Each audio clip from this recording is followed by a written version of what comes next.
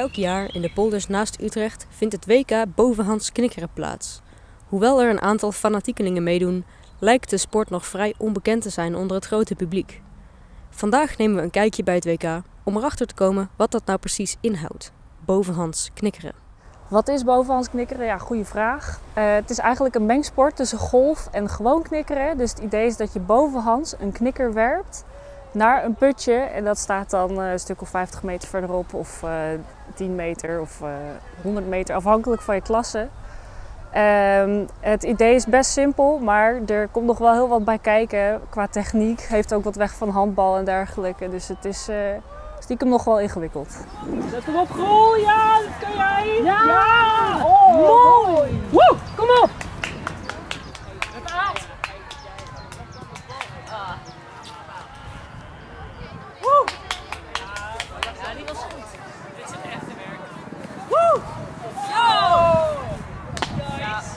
Er zijn dus verschillende soorten knikkers. En ze verschillen in kleur en in grootte. Dit is de kleinste. Die is zeer aerodynamisch en daardoor zeer succesvol. Enige probleem is, hij is doorzichtig. Mocht u deze kiezen en werpen, wordt hij niet teruggevonden, kan je überhaupt niet winnen. Dan heeft u, geliefd bij elke speler, de kleine oranje. Vrij zichtbaar, zeker in gras, contrasterende kleur. Vrij klein ook. Enigszins aerodynamisch, werkt wel. Een maat groter en een maat kleiner. Grotere maat als u grotere handen heeft. Kleinere maat als u kleinere handen heeft. En ook persoonlijke voorkeur. Als laatste heeft u de Mega-Chonker. De Mega-Chonker is goed zichtbaar, maar heeft geen glad oppervlak. Is ook niet helemaal rond zoals u kunt zien. En heeft dus eigenlijk geen zin om te gebruiken. Wordt wel teruggevonden, komt slechts een paar meter ver.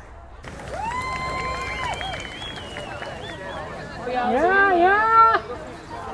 Oh, mooi. Meneer, wat maakt deze sport zo bijzonder voor u? Wat zegt u? Wat maakt deze sport zo bijzonder voor u? Zo bijzonder. Ja, ik vind het gewoon heel fijn dat ik er even uit ben. Uit de stress van de dag, weet je wel.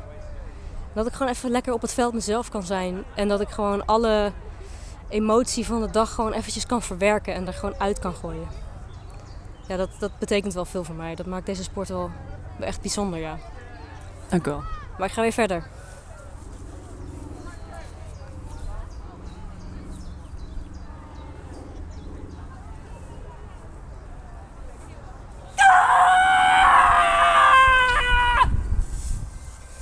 Meneer, vindt u wel eens een knikker terug? Ik moet zeggen, ik ben nu een jaar of 20 vrijwilliger bij deze bond. Ik heb nog nooit een knikker gevonden. Nee, dat is niet helemaal waar. Ik heb 1 keer een knikker gevonden. 2 jaar geleden, geloof ik. Maar goed, dat bleek te gaan om een knikker uit het toernooi van 1930. Dus we hebben die kandidaat opgebeld, die was natuurlijk al lang dood. Dus in principe vind ik geen knikkers, nee.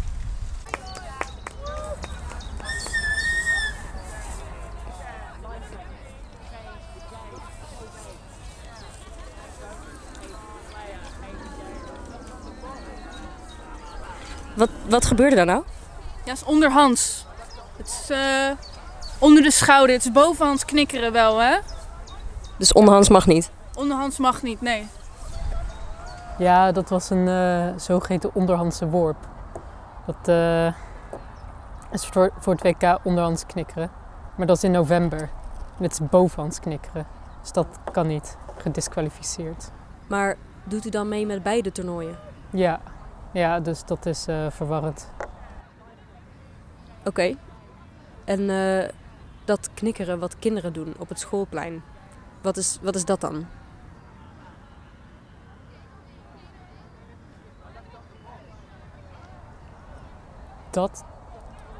Dat is gewoon een spelletje. Het heeft helemaal niks met topsport te maken, vind ik.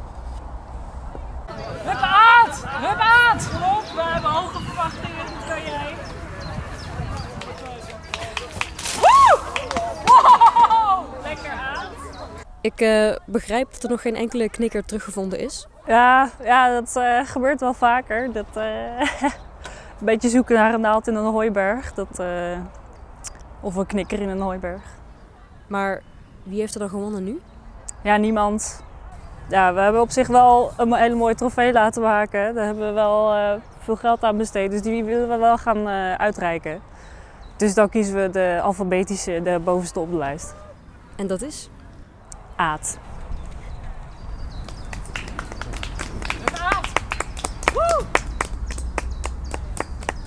Hoe voelt dat nou om te winnen?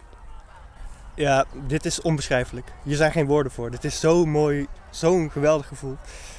Het hele jaar train je hiervoor en dan om hier vandaag op alfabet nota bene kampioen te worden. Er is niks mooiers. Dank je. Ja, jammer. Jammer. Ja, maar het is niet anders. En vorig jaar deed Aad niet mee. Ondanks dat alle knikkers zoek zijn geraakt, was het WK bovenhandsknikkeren ook dit jaar weer een groot succes. De organisatie en de deelnemers kijken uit naar volgend jaar, wanneer de polders naast Utrecht opnieuw decor zullen zijn voor dit feestelijke werpfestijn.